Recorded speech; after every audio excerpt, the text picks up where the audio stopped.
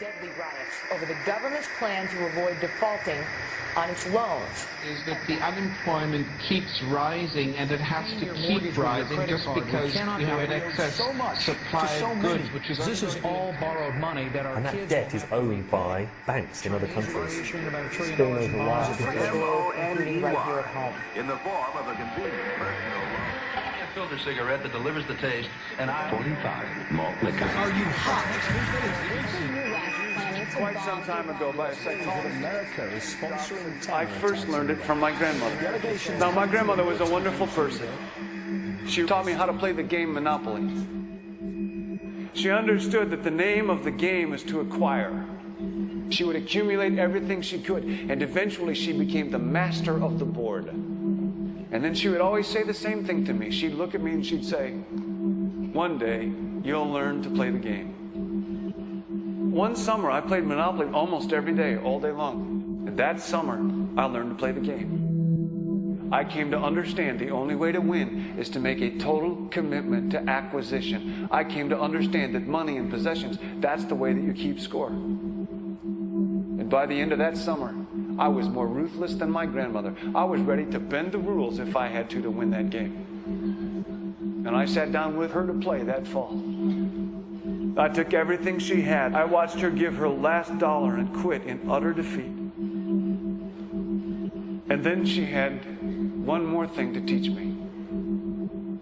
Then she said, "Now it all goes back in the box."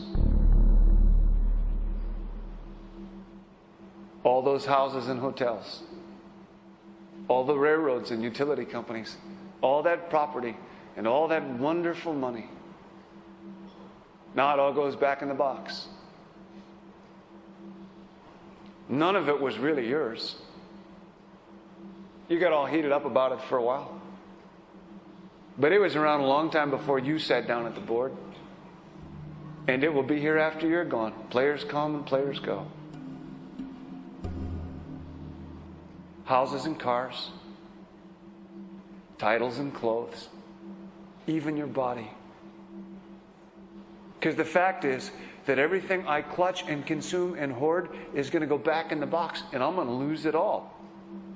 You have to ask yourself, when you finally get the ultimate promotion, when you've made the ultimate purchase, when you buy the ultimate home, when you have stored up financial security and climbed the ladder of success to the highest rung you can possibly climb it, and the thrill wears off, and it will wear off,